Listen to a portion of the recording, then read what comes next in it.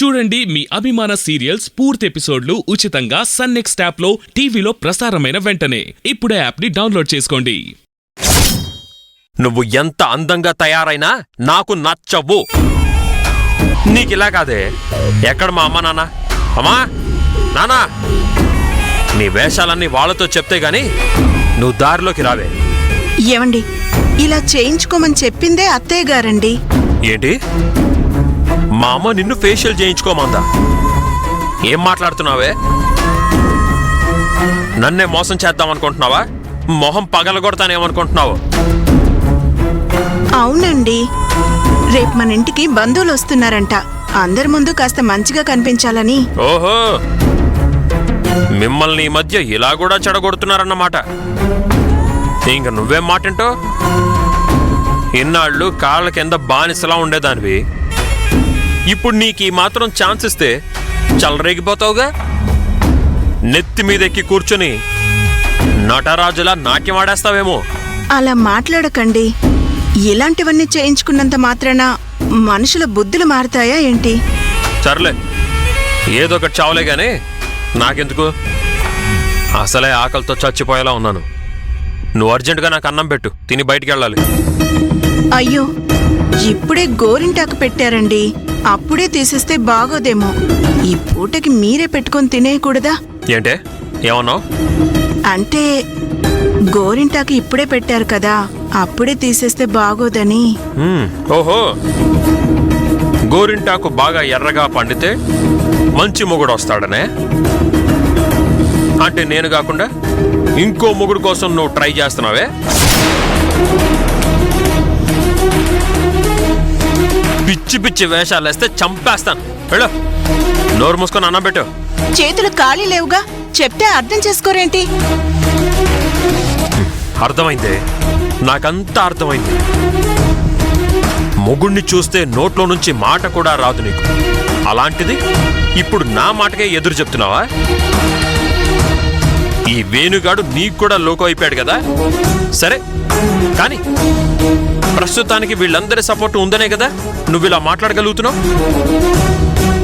నాకు టైం వస్తుందే.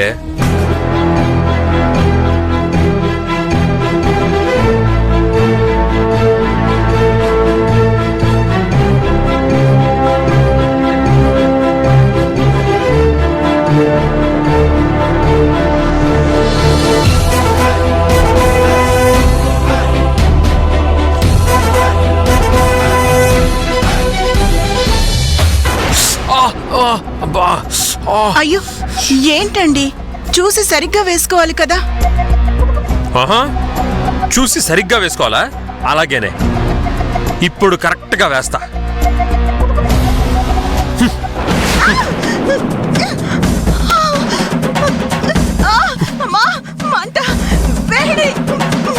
నాకే ఎదురు సమాధానం చెప్తావా? కాలుతుందా? బాగా కాలుతుందా? నాకు కూడా అలాగే కాలింది. మొగుడంటే లెక్క లేకుండా మాట్లాడతావే నువ్వు. మొగుడు ఆకలితో ఇంటికొచ్చినప్పుడు అన్నం పెట్టడం భార్య డ్యూటీ. అది మర్చిపోయి ఫేషియల్, తొక్క, తోటకూర అంటూ మొగుడిని నిర్లక్ష్యం చేస్తావా? నీ నిర్లక్ష్యానికి ఇదే నా శిక్ష. అక్కడ పెట్టి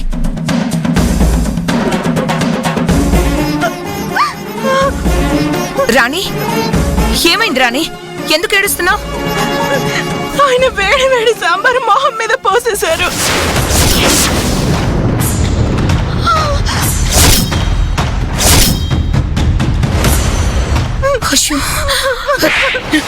నువ్వు మనిషా పశువారా?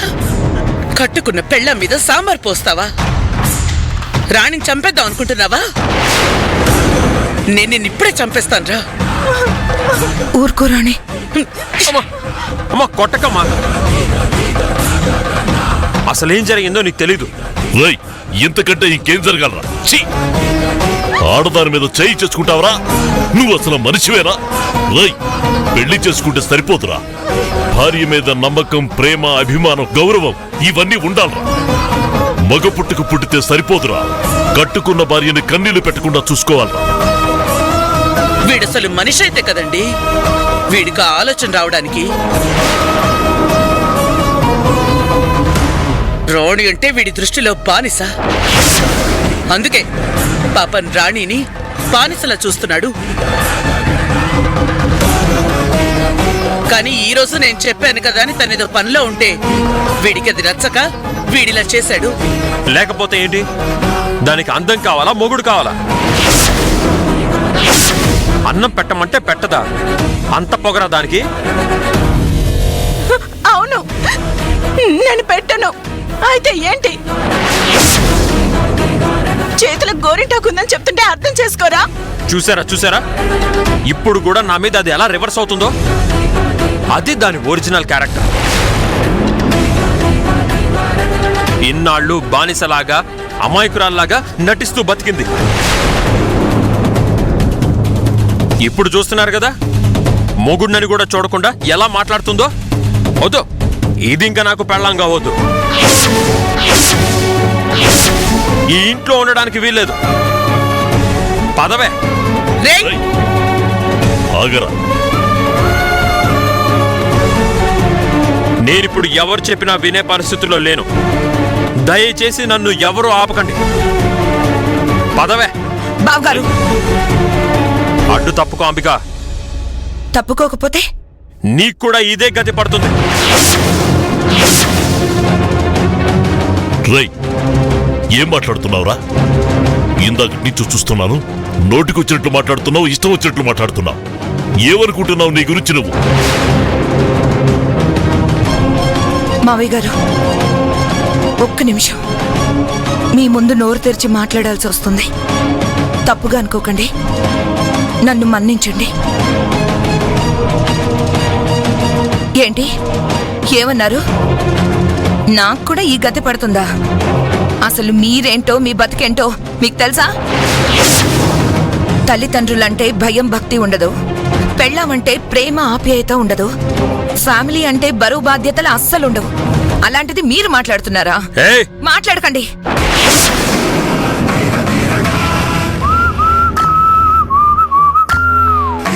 మీకిప్పుడు మాట్లాడే అర్హత లేదు. ఏంటి, భార్య అంటే మీకెప్పుడు బానిసలా బ్రతకాలా? మీరు చెప్పినట్లే తల్లాడించాలా?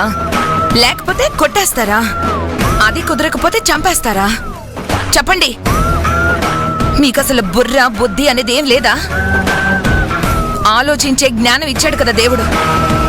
మనం ఎలా ప్రవర్తిస్తున్నాం అనేది కాస్త ఆలోచించాలి. పాపం రాణి, ఇలాంటి మంచి భార్య మీకు దొరకడం మీ అదృష్టం.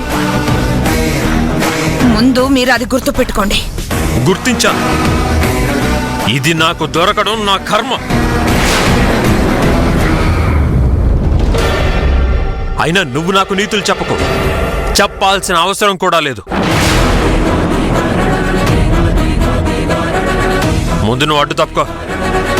ఇది ఇంట్లో ఉండడానికి వీల్లేదు. రేయ్, అమ్మా వదులమ్మా. ముందు నువ్వు రాణి చేయి వదులు.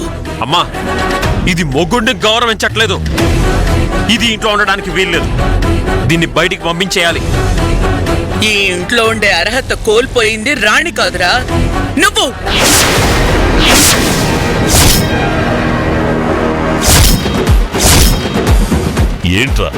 ఏంట్రా అలా చూస్తున్నావు?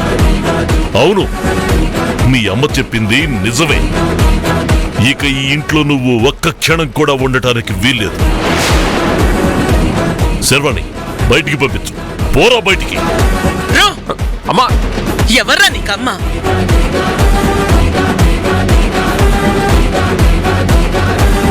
పోరా బయటికి. పోరా.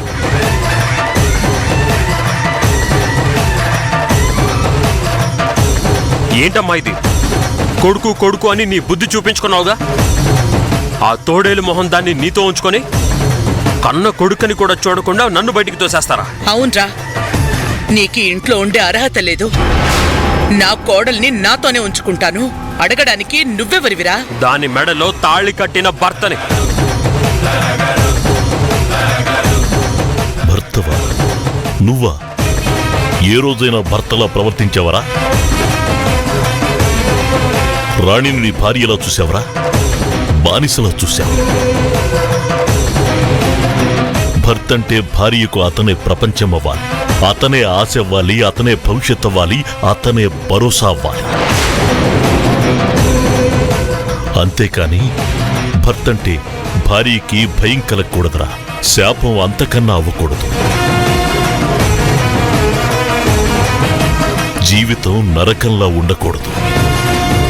కాని నువ్వేం చేస్తున్నావురా? ఏం చేస్తున్నావు? నువ్వు పెళ్లి చేసుకున్న దగ్గర రోజు నుంచి ఏ ఒక్కరోజైనా రాణి కళ్ళల్లో కన్నీళ్లు తప్ప ఆనంద బాష్పాలు చూసావా? అయినా భార్యలను భయపెడుతూ పెత్తనం చాలాయిస్తూ బతకడం అనేది భర్త లక్షణం అనిపించుకోదురా. వీడు భర్త ఏంటండి? వీడికి రాణినిచ్చి పెళ్లి చేశాం కాబట్టే భర్త అయ్యాడు, లేకపోతే వీడినెవరు చేసుకుంటారు? వీడి తాగుబోతు అలవాట్లు, వీడు తిరిగే గాలి తిరుగుళ్ళు చూసి ఏ అమ్మాయి అయినా పెళ్లి చేసుకోవడానికి ముందుకొస్తుందా? రేయ్, రాణికెవరూ లేరని తన మీద ప్రతాపం చూపించాలనుకుంటున్నావేమో. దానికి మేము అత్తమామలమే కాదు, తల్లిదండ్రులం కూడా. ఎంత ధైర్యం ఉంటే నువ్వు రాణిని కొడతావురా? నిన్ను శర్వాణి, ఛీ! వాణ్ణి కొట్టి ఎందుకు అనవసరంగా నీ విలువ తగ్గించుకుంటావు? లేకపోతే ఏంటండి? అసలు వీడు మనిషా మృగమా అర్థం కావట్లేదు. చూస్తూ చూస్తూ కట్టుకున్న పెళ్ళం మీద వేడి వేడి సాంబారు పోస్తాడా? అదేమైపోవాలండి? రేపు దానికి ఏదైనా జరిగితే ఎవరు బాధ్యులు? ఇదేనా వీడు మన దగ్గర నేర్చుకున్న సంస్కారము, విలువలు? ఇదేనా వీడి బుద్ధి? ఛే!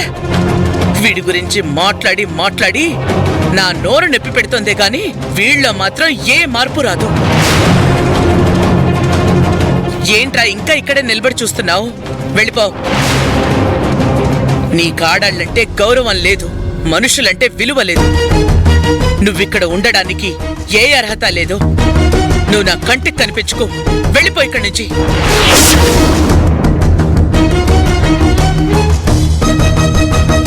యాండి, వీడిని వెళ్ళిపోమని చెప్పండి. ఆగు శర్వాణి, నువ్వు ఆవేశపడకు. చిన్నప్పటి నుంచి వీడి గురించి మనకు తెలిసిందే కదా. వీడికి మాటలతో చెబితేనో కొడితేనో మారతాడన్న నమ్మకం నాకు అస్సలు పోయింది. వాడికై వాడు తెలుసుకుంటే తప్ప వాడు మారడు. అసలు అది ఎప్పుడు జరుగుతుందో ఎవరికీ తెలియదు, ఆ భగవంతుడికి తప్ప. అవును నాన్న, నేను మారను. ఒకరి కోసం నా క్యారెక్టర్ని చంపుకొని బతకాల్సిన అవసరం నాకు లేదు. నీకు మనిషి లక్షణాలు అస్సలు లేవు.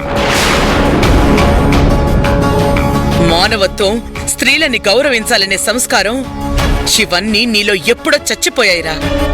ఒక మనిషిలో ఇవన్నీ లేనప్పుడు ఆ మనిషి బతుకుంటే ఎంత, చస్తే ఎంత? కరెక్ట్గా చెప్పారు అత్తయ్య గారు. ఇన్నాళ్ళు కొడుకు తప్పు చేసినా చూసి చూడనట్టు పోతూ అవసరమైతే మా కొడుకే కదా అని సమర్థించుకుంటూ ఇక్కడి దాకా వచ్చారు. కనీసం ఇప్పుడైనా ఇతని నిజ స్వరూపాన్ని కళ్ళకు కట్టినట్టు అతనికే తెలిసేలా చెప్పారు. అసలు నాకు తెలియక అడుగుతున్నాను, ఏం చేసుకుని మీకింత పొగరు? ఇంత వయసు వచ్చింది, రూపాయి సంపాదించట్లేదు, తాడి చెట్లా ఎదిగారు, ఎవ్వరికి ఏ ఉపయోగం లేదు. ఒక్కసారి ఆలోచించండి. మీరు బయటకు వెళ్ళినప్పుడు మిమ్మల్ని చూసి ఒక్కరైనా చిరునవ్వు నవ్వుతారా? మిమ్మల్ని చూడకపోగా పక్కకెళ్ళి చీ కొడతారు. మనిషికి డబ్బు లేకపోయినా బ్రతకచ్చు, కానీ కొంచెమైనా గౌరవ మర్యాదలు లేకుండా బ్రతకూడదు. అందమైన చందమామ లాంటి చెన్నకేశవ గారి ఫ్యామిలీలో పుట్టిన మీరు మాయని మచ్చలా తయారయ్యారు. పచ్చని పైరులో కలుపు మొక్క ఉండడం చాలా ప్రమాదం. వీళ్ళు ఆడవాళ్లే కదా, వీళ్ళేం చేస్తారులే, తిట్టినా కొట్టినా పడుంటారులే అని మీలో ఉన్న మృగాన్ని బయటకు తీసుకుని రావాలనుకుంటే ఆడది ఎదురు తిరుగుతుంది.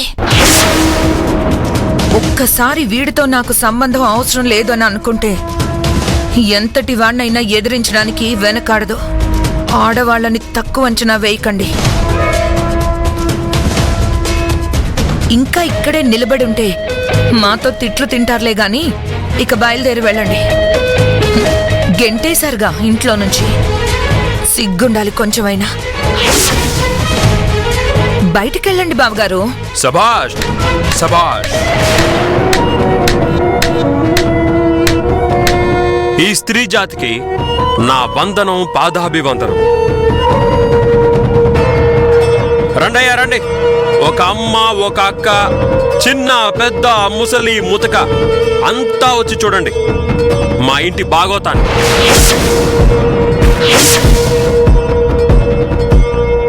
కొడుకు మీద కొంచెం కూడా ప్రేమ లేకుండా ఉన్న ఈ తల్లిదండ్రులు,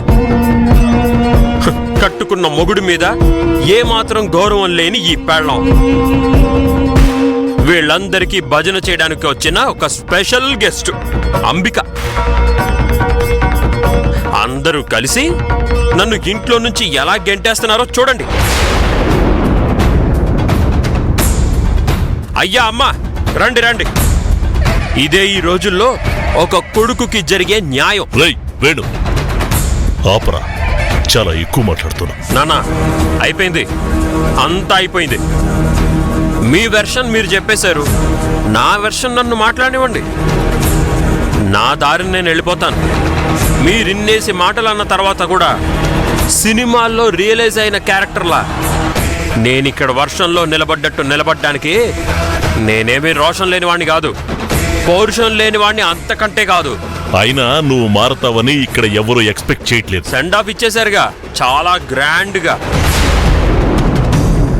థ్యాంక్ యూ వెరీ మచ్. వస్తాను, మళ్ళీ వస్తాను. ఈసారి అద్భుతంగా కథని మలుపు తిప్పే ట్విస్ట్లతో వస్తాను. Good bye.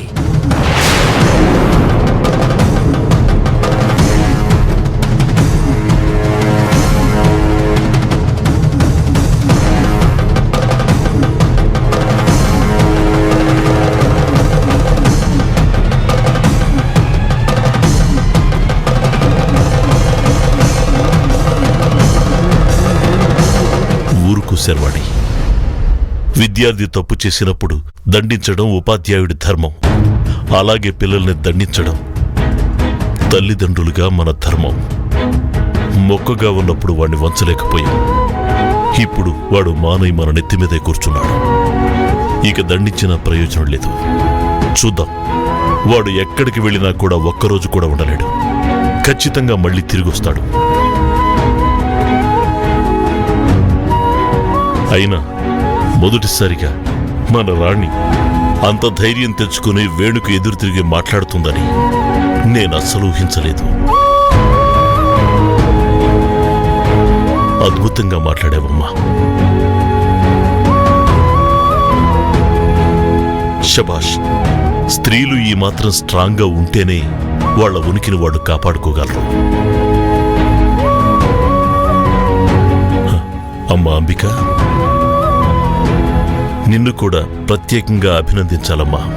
వాడికి సరైన సమాధానం ఇచ్చాం. నీ తోటల్లాంటి మాటలతో కనీసం వాడి గురించి వాడు తెలుసుకునేలా చేశాం. ఏమో మావయ్య గారు, ఈ కుటుంబం గురించి ఎవరైనా ఏదైనా మాట్లాడితే నేను తట్టుకోలేను. ఎందుకంటే ఇప్పుడిది నా కుటుంబం.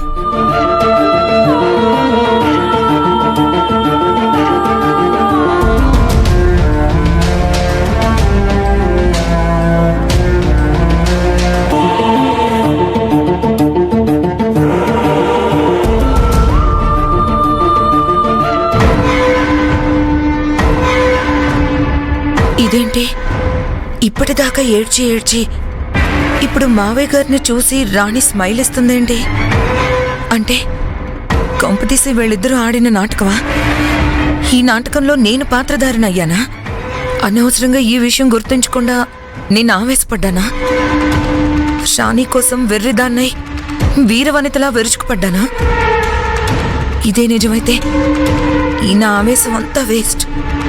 అమ్మ రాణి, మాయకురాలిగా నటించి నన్నే బురుడి కొట్టించాలనుకుంటున్నావా?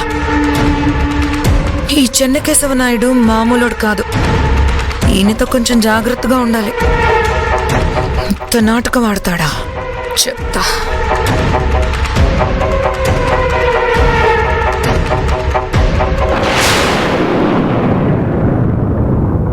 వాడికి బాగా బుద్ధి చెప్పావు శర్వాణి.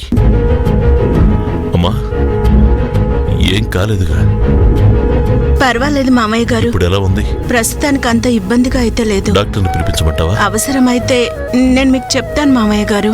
అంత ఇబ్బందిగా ఏం లేదు.